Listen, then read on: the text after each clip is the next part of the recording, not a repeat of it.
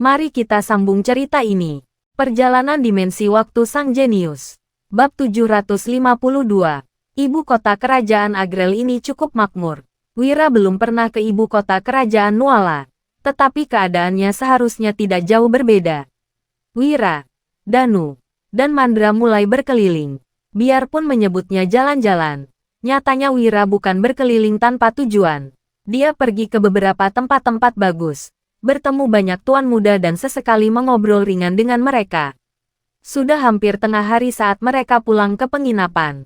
Biantara yang menghilang sepanjang pagi pun telah kembali. Keduanya saling menyapa dengan senyuman. Kemudian, Wira berkata, "Sini ku perkenalkan. Ini Mandra dan Danu. Mereka berdua adalah orang-orang kepercayaanku." Mendengar itu, Biantara buru-buru mengepalkan tinju tanda hormat seraya berujar, "Aku sudah lama dengar kalau ada banyak master di sisi Wira." "Benar saja. Kalian tampak luar biasa." Biantara pada dasarnya adalah orang yang mahir bergaul. Meskipun terkadang kejam, dia juga berhati tulus. Danu dan Mandra tidak berani mengabaikannya. Bagaimanapun, orang itu sudah menyatakan kesediaannya mengabdi pada Wira. Jadi dia adalah teman mereka. "Biantara, kamu hebat sekali bisa memikirkan strategi untuk menyembunyikan diri. Aku kagum," ujar Mandra. "Iya, aku juga kagum dengan strategi luar biasamu," timpal Danu. Setelah bertukar beberapa kata, beberapa orang itu menjadi lebih dekat. "Wira, aku sudah membantumu mengirimkan undangan. Dia akan segera tiba," ujar Biantara tiba-tiba. Wira tertegun sejenak. Setelah memikirkannya, dia mengangguk lalu pergi menunggu di ruang kerja tanpa mengatakan apa-apa lagi. Tak lama, terdengar seseorang melaporkan bahwa Dewina sudah tiba. Pada saat ini, Danu dan Mandra baru tahu bahwa orang yang diundang itu adalah Dewina. Danu dan Mandra hendak menunggu di depan pintu untuk menyambut tamu sekaligus berjaga. Namun, Biantara mengibaskan tangannya dan buru-buru berkata, "Hei, Wira punya senapan. Apalagi dia cuma wanita. Jelas bukan tandingan Wira.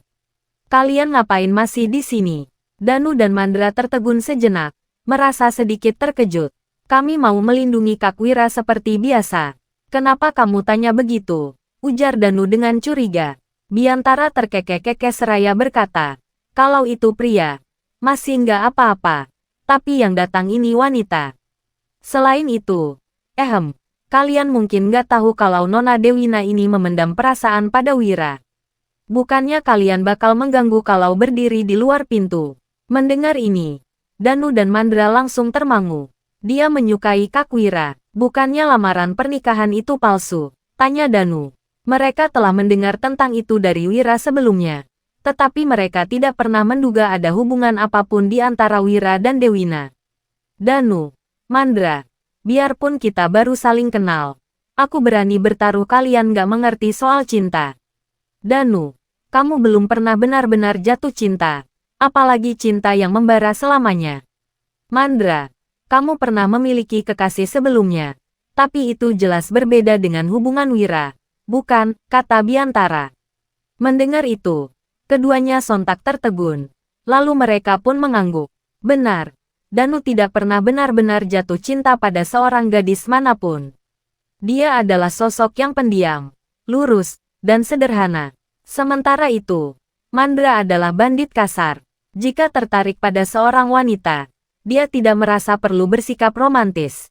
Cukup tundukkan saja langsung. Dia tidak terlalu memikirkan soal cinta. Biantara berujar, "Benar, kan? Kalian gak paham soal cinta sejati. Wira memang bilang itu palsu. Tapi coba saja pikirkan, wanita mana yang mau menerima lamaran begitu saja?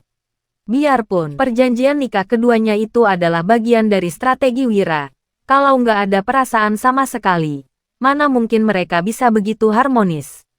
Jadi, keduanya pasti saling menyukai. Hanya saja mereka masing-masing belum mengutarakannya.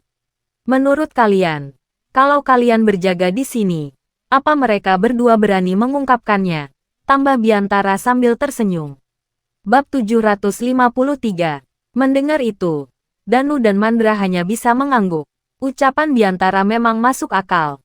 Tapi, Kak Wira sudah punya 2 istri. ujar Danu sambil mengerjap. Biantara segera mengibaskan tangannya dan berkata, wajar saja seorang pria memiliki beberapa istri. Apalagi, kalau orangnya itu Wira. Memangnya kalian nggak tahu ambisi Wira? Dewina juga wanita yang berpendidikan tinggi dan sangat cerdas. Dinilai dari kualifikasinya, dia bisa menjadi istri yang baik untuk Wira. Apa kalian tega menghalangi cinta mereka? Begitu kata-kata ini terlontar, Danu dan Mandra akhirnya mengangguk paham. Biantara, kata-katamu ada benarnya, ujar Danu buru-buru. Iya, untung kamu bilang. Kalau enggak, kami enggak akan menyadarinya, timpal Mandra. Yah, wajar kalau kalian berdua enggak kepikiran hal ini. Kedepannya, kalian harus lebih memperhatikannya. Oke, kita bicarakan masalah lainnya. Danu, Mandra, siapa di antara kalian berdua yang paling jago dalam berpedang? Fisik siapa yang lebih kuat? Tanya Biantara. Mandra langsung menjawab. Kekuatan kami hampir setara. Tapi dalam berpedang, Danu tentu lebih baik. Mendengar itu, Biantara sontak mengangguk. Lalu berkata sambil tersenyum. Rupanya begitu. Danu, tolong tunjukkan kemampuanmu. Aku ingin meminta bantuanmu dalam suatu hal. Biantara ingin menguji kemampuan berpedang Danu. Dia tidak berharap keterampilan Danu sejajar dengan Gideon. Tetapi setidaknya pria itu harus lebih baik dari dirinya sendiri. Oke, sahut Danu seraya mengangguk dan menghunus pedang panjangnya. Keduanya langsung bertarung bersama. Namun, hanya dalam waktu singkat, Biantara berhasil dikalahkan Danu. Kuat banget, biarpun kamu nggak sehebat Gideon. Tapi kekuatan tempurmu pasti masuk peringkat 10 besar di kerajaan Agrel, ujar Biantara dengan semangat. Dia tidak menyangka Danu begitu kuat. Bagaimanapun, Danu adalah putra Hasan, orang yang mewarisi teknik seni bela diri Dirga. Dirga memiliki kekuatan tempur yang luar biasa dan merupakan master bela diri nomor 1 kerajaan Nuala. Dengan bakatnya memimpin pasukan, pengawal pribadinya tentu saja juga orang-orang pilihan terbaik. Tidak aneh jika Danu yang dibina oleh Hasan juga memiliki kemampuan yang luar biasa. Pujianmu berlebihan. Ngomong-ngomong, bantuan apa yang bisa kuberikan? Ujar Danu. Simpel saja sih, tapi setelah itu kamu nggak bisa menggunakan pedang untuk sementara. Seenggaknya, sebelum masalah beres, kamu nggak bisa menggunakannya. Nggak masalah, kan? Tanya Biantara. Danu mengangguk dan menjawab. Nggak masalah. Selain pedang, aku juga mahir menggunakan senjata lainnya. Biantara mengangguk senang. Lalu dia menoleh pada Mandra dan berkata, Mandra, aku juga membutuhkan bantuanmu. Mandra tertegun sejenak, tetapi tidak menolak. Katakan saja, ucapnya. Biantara berkata, kamu mungkin akan sedikit kesakitan. Mendengar itu, Mandra sedikit heran, tetapi dia tidak terlalu memikirkannya. Dia berujar, nggak masalah. Aku sudah melalui berbagai macam hal dan pernah menderita luka yang tak terhitung jumlahnya. Kesakitan sedikit bukanlah apa-apa, asal aku masih tetap hidup saja. Nggak seserius itu kok, paling-paling kamu bakal luka lecet, ujar Biantara sambil mengibaskan tangannya. Oke, aku akan menjelaskannya pada kalian sekarang. Bab 754. Sementara Biantara menceritakan rencananya pada Danu dan Mandra, Dewina dan Wira juga sedang berbincang di ruang kerja. Wira, boleh aku tahu alasanmu mencariku? Jangan-jangan kamu mau menyatakan cinta? Ya, kata Dewina sambil tersenyum. Dia mengerucutkan bibirnya, lalu mulai terkekeh-kekeh. Bukan, ada masalah serius yang ingin kudiskusikan denganmu, sahut Wira buru-buru. Masalah serius? Ngomong-ngomong, kenapa hanya kita berdua di sini? Dulu, selalu ada 2 penjaga di depan pintumu, balas Dewina. Mendengar itu, Wira sontak tertegun. Dia bertanya-tanya apa yang sedang dilakukan Danu dan Mandra. Namun, setelah memikirkannya, dia langsung paham. Biantara seharusnya sudah bertindak sesuai rencana. Mereka sedang ada urusan. Aku memintamu ke sini karena aku ingin meminta bantuanmu, ungkap Wira tanpa basa-basi. Dewina seketika mengulum senyum dan berkata, Wira, katakan saja langsung kalau kamu punya perintah. Kurang pantas kalau kamu terlalu formal begitu. Bagaimanapun, kita berdua sudah bertunangan, kan? Dewina sangat suka menggoda Wira. Wira menghela napas, lalu berujar tanpa daya. Oke, kalau gitu anggap saja ini bukan permintaan tolong, tapi perintah. Ya, katakan saja padaku. Apapun perintahmu, aku akan melakukannya. Jawab Dewina sambil tertawa. Wira mengerjap dan menghela napas, lalu berkata pada intinya. Besok, Gilang akan pergi ke restoran Sentosa. Kamu dan aku juga akan ke sana. Nanti, cari kesempatan agar Gilang bertemu denganmu. Lalu bilang padanya kalau kamu nggak ingin menikah denganku atau semacamnya. Intinya, minta dia membantumu keluar dari penderitaan. Dewina tertegun sejenak, tapi dia langsung setuju. Oke, ini masalah kecil bagiku. Wira mengangguk, lalu melanjutkan. Ada detail kecil lain yang ingin ku beritahukan. Besok, aku akan mengatur orang untuk menyerang Gilang. Jadi jangan khawatir waktu kamu melihatnya, oke? Dewina menyanggupi. Baik, aku mengerti. Saat keluar nanti, kamu harus memasang wajah kurang senang. Seolah-olah kamu baru saja menangis. Pura-puralah kamu baru disiksa olehku. Kamu mengerti, kan? Tambah Wira. Mendengar ini, Dewina langsung tertawa. Lalu berujar, kamu menyiksaku. Tapi, kalau itu cuma pura-pura, aku khawatir aku nggak bisa menunjukkannya. Dewina tiba-tiba mengulum senyum. Ekspresi Wira tampak tidak berdaya. Dia tidak bisa menahan diri untuk berkata, Nona Dewina, apa kamu benar-benar ingin aku menyiksamu? Dewina mengerjap, lalu menjawab, ya nggak apa-apa. Bagaimanapun, aku sudah pernah bilang kalau kamu bisa melakukan apapun yang kamu inginkan. Wira memelototi wanita itu dengan kesal, lalu berkata dengan datar, Nona Dewina, sekarang kita hanya berdua. Apa kamu nggak takut aku berbuat macam-macam karena mendengar godaanmu? Alhasil, Dewina malah berujar dengan riang. Boleh saja. Wira seketika kehilangan kata-kata. Dia benar-benar tidak berdaya menghadapi Dewina. Hehe, aku cuma menggodamu, kata Dewina sambil tersenyum. Dia lantas berdiri, lalu melepaskan ikatan rambutnya dan mengacak-acak pakaiannya. Gimana kalau begini? Tanya Dewina sambil berbalik memandang Wira, menunjukkan sosoknya yang memesona. Pada dasarnya, dia sudah sangat cantik. Dengan penampilannya sekarang, dia kian terlihat menggoda. Seolah-olah pesonanya bisa membuat siapapun hilang kendali. Wira pernah menjumpai berbagai wanita cantik, tetapi Dewina memang tidak kalah cantik dari Wulan dan Dian. Dia bahkan setingkat lebih menawan dibanding mereka. Wulan seperti bunga teratai yang polos dan suci, sementara Dian memiliki pesona dewasa. Bab 755. Di sisi lain, Dewina menawan sekaligus sedikit ceria. Kedua kualitas yang saling bertentangan ini dimiliki Dewina, membuatnya sangat menggoda. Wira menarik napas dalam-dalam, lalu buru-buru berkata, Nona Dewina, sebaiknya kamu nggak melakukan ini di depanku, pengendalian diriku nggak sebagus itu. Dewina sontak terkekeh-kekeh sambil menutupi bibirnya.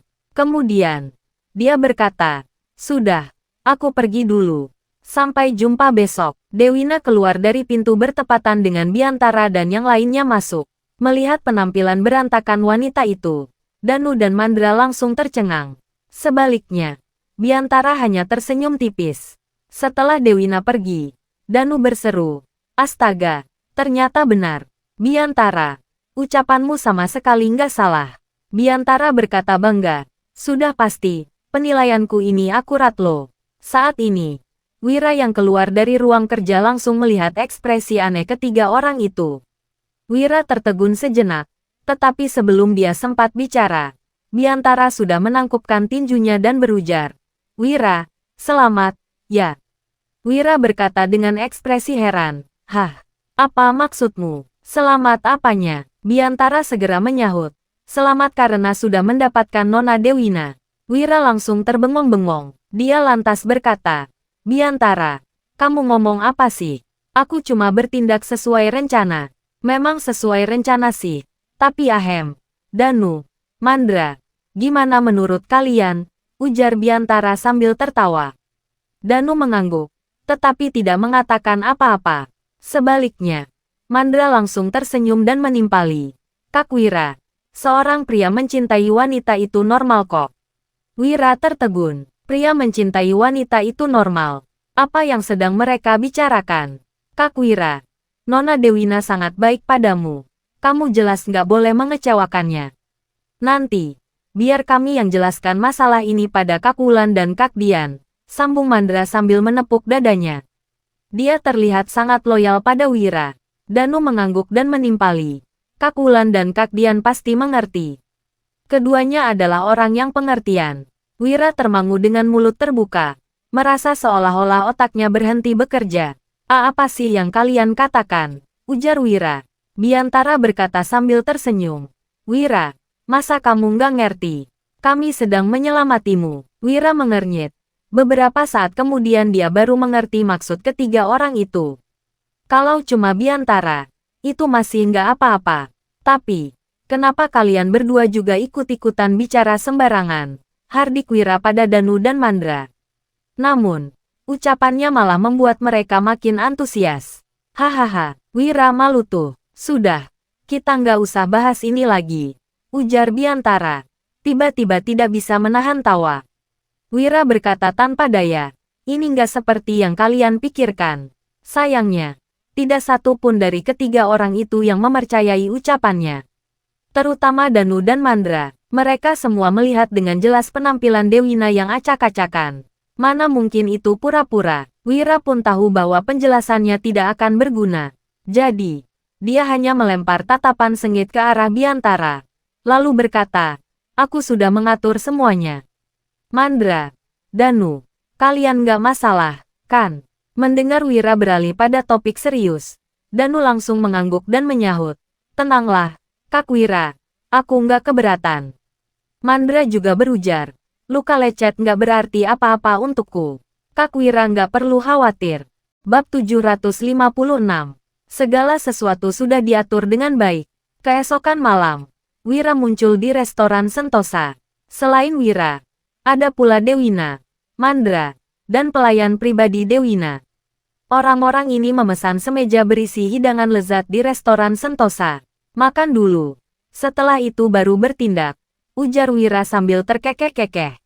Dia pun mulai makan. Restoran Sentosa ini layak menyandang reputasi sebagai restoran terbaik di kerajaan Agrel. Semua hidangannya benar-benar enak. Oke, sahut Dewina sambil tersenyum. Dia juga menyantap makanan dengan hati gembira. Pada saat itu, seseorang mengetuk pintu 2 kali dengan pelan. Wira tersenyum. Lalu menatap Dewina seraya berkata, orangnya sudah datang. Sekarang semua tergantung padamu. Dewina segera mengangguk, lalu melangkah keluar. Saat ini, Gilang datang bersama 2 anak buahnya untuk makan. Beberapa hari terakhir, dia selalu datang ke sini. Bukan karena dia sangat menyukai makanan di restoran Sentosa, tetapi karena dia tengah gundah. Ayahnya ingin memberontak, tetapi dia selalu merasa waktunya belum tepat. Kekhawatiran tak kunjung hilang dari dalam hatinya. Sambil menghela napas, Gilang berjalan menuju ruang pribadinya dengan tatapan cemas. Tepat pada saat itu, seorang wanita berjalan ke arahnya. Dia memandangnya sekilas, lalu tertegun. Nona Dewina, panggil Gilang. Dewina pun mendongak, memperlihatkan binar terkejut di matanya yang kemerahan. Tuan Gilang, rupanya kamu. Apa kamu datang untuk makan malam? Ujar Dewina, berpura-pura terkejut. Saat itu, Gilang baru menyadari mata Dewina yang sedikit merah, menunjukkan kondisi wanita itu yang tidak baik-baik saja. Kemarin, dia juga menerima laporan rahasia bahwa Dewina terlihat keluar dari penginapan dengan mata merah dan penampilan acak-acakan. Gilang terus mengawasi Wira, jadi dia tentu juga mengawasi situasi di penginapan. Meskipun jarang berkontak dengan Dewina, Gilang masih punya hubungan keluarga dengannya. Jika ditelusuri ke akarnya, mereka sama-sama memiliki darah ningrat. Saat melihat penampilan Dewina sekarang, dia langsung mengernyit dan berkata dengan raut muram, kamu dan aku sama-sama keluarga kerajaan. Seharusnya kamu memanggilku Kak Gilang. Ngomong-ngomong, kenapa ekspresimu seperti ini? Apa Wira menyiksamu lagi? Dewina tertegun sejenak, lalu balik bertanya, Kak Gilang, gimana kamu bisa tahu? Tentu saja aku tahu. Bawahanku melihatmu keluar dari penginapan kemarin dan memberitahuku. Entah apa yang dipikirkan Ibu Suri. Bisa-bisanya dia menyuruhmu menikah dengan Wira, ujar Gilang dengan ekspresi masam. Apa boleh buat? Ini sudah takdirku. Sekarang, Wira adalah orang kepercayaan Ibu Suri. Sementara aku nggak punya status di istana. Jadi, ujar Dewina dengan nada sendu. Gilang langsung berkata dengan geram. Mana boleh seorang bangsawan yang terhormat dihina orang asing dari kerajaan Nuala. Aku akan membantumu melampiaskan amarah. Usai berkata begitu, Gilang langsung melangkah menuju ruang pribadi Wira. Bab 757. Kak Gilang. Sudahlah. Lupakan saja. Bujuk Dewina buru-buru. Akan tetapi, Gilang sama sekali tidak mendengarkan. Dia langsung menendang pintu ruangan dan berseru marah. Wira, berani sekali kamu. Begitu masuk, Gilang langsung melihat Wira, yang tengah menyantap makanan dengan santai. Alhasil, amarahnya makin menggelegar. Melihat kedatangan Gilang, Wira langsung bertanya, siapa kamu? Aku Gilang, putra Raja Araria. Aku kepala eksekutor pasukan kerajaan Agrel. Jawab Gilang sambil mendengus dingin. Mendengar itu, Wira sontak tertawa.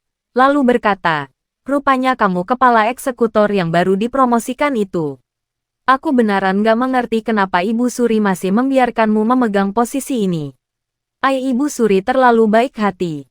Seharusnya orang-orang dari kediaman Raja Araria gak boleh dibiarkan hidup, ujar Wira tanpa belas kasihan. Ucapan itu membuat Gilang tidak bisa menahan amarahnya lagi. Dia menggebrak meja dan membentak. Apa kamu bilang? Ku bunuh kamu. Mata Gilang berapi-api. Tadinya, dia ingin memarahi Wira dan menyuruhnya memperlakukan Dewina dengan lebih baik. Tak disangka, bajingan itu malah berani menghina kediaman Raja Araria. Apa ada yang salah dengan ucapanku? Kalian, orang-orang dari kediaman Raja Araria memang seharusnya mati. Kalian biasanya bersikap angkuh, tapi sekarang Biantara sudah mati. Di usiamu yang begitu muda, kamu nggak punya kualifikasi dan kecakapan yang memadai. Aku khawatir kamu nggak akan bisa mengendalikan pasukan kerajaan Agrel. Bocah, kusarankan kamu untuk menyerahkan kekuasaanmu. Balas Wira. Setiap kata yang keluar dari bibir Wira terus membakar amarah Gilang. Bangsat, kamu cari mati, serunya. Gilang tiba-tiba melayangkan serangan dengan geram. Namun, Mandra sontak berdiri dan balas meninju. Saat kedua tinju itu bertabrakan, Gilang segera mundur. Gilang menatap Mandra dengan kaget, lalu berkata, pantas saja kamu sesombong itu. Rupanya kamu dilindungi oleh seorang master bela diri. Hei, ini kerajaan Agrel. Aku yang bertanggung jawab atas pasukan kerajaan Agrel. Hari ini, aku akan membuatmu menyaksikan kekuatanku. Usai berkata demikian, Gilang menyuruh anak buahnya untuk memanggil seseorang. Namun, sesosok bayangan gelap mendadak muncul dari jendela. Orang ini mengenakan pakaian hitam dan memegang pedang. Dia menyerbu masuk dan langsung menerjang ke arah Gilang dengan niat membunuh. Gerakannya yang begitu cepat mengejutkan Gilang. Dia tidak menyangka ada orang yang berani datang untuk membunuhnya. Pada saat kritis, Wira berseru, hajar dia. Begitu kata-kata itu terlontar, Mandra yang masih berada di dekat Gilang segera maju dan menendang. Akan tetapi, sosok berbaju hitam itu sangat cepat dan berhasil menghindari tendangan itu. Mandra kembali bangun, lalu bertarung sengit dengan sosok itu. Namun, sosok berbaju hitam memiliki teknik pedang yang luar biasa. Sementara Mandra tidak membawa senjata, jadi dia sedikit kewalahan. Saat menghindar dari serangan lawan, lengan Mandra tiba-tiba tergores dan mengeluarkan darah. Kemudian, sosok berbaju hitam itu berkelebat dan langsung kabur dari jendela. Saat ini, Gilang baru sadar dari lamunannya. Wira buru-buru menghampiri Mandra dan bertanya, Mandra, kamu nggak apa-apa, kan? Mandra menggeleng seraya menyahut, hanya luka lecet, bukan masalah besar. Tapi, teknik pedang orang itu hebat sekali. Dia kuat banget. Mendengar ini, Wira langsung melirik Gilang dan mencibir. Katanya, sepertinya orang kediaman Raja Araria sudah menyinggung banyak orang. Bocah, aku sudah menyelamatkanmu hari ini. Gimana kamu mau membalasku? Wajah Gilang teramat masam. Tetapi dia harus mengakui bahwa anak buah Wira memang menyelamatkan nyawanya. Dia berujar, "Terima kasih atas budimu. Aku pasti akan membalasnya di masa depan." Mendengar ini, Wira mengibaskan tangannya dan membalas, "Nggak perlu membalas budiku. Aku hanya menolongmu karena mengingat Ibu Suri yang masih menghargai dan ingin merekrut orang-orang kediaman Raja Araria." Kemudian, Wira bangkit dan menggamit tangan Dewina seraya berkata, "Acara makan malam ini sudah rusak. Ayo kita pulang saja." Saat ini, Gilang menarik napas dalam-dalam dan berkata, "Wira, biarpun kamu menyelamatkanku, aku tetap harus memperingatkanmu. Dewina ini kerabatku. Sebaiknya kamu memperlakukannya dengan baik. Kalau enggak, aku enggak akan mengampunimu." "Kenapa orang-orang dari kediaman Raja Araria begitu suka mencampuri urusan orang lain sih?" ujar Wira sambil tertawa. Koleksi pantun 2 kerat. Tunduk bersujud tanda hormatkan. Ingin lanjut kita sama nantikan. Bersambung. Bertemu di bab seterusnya.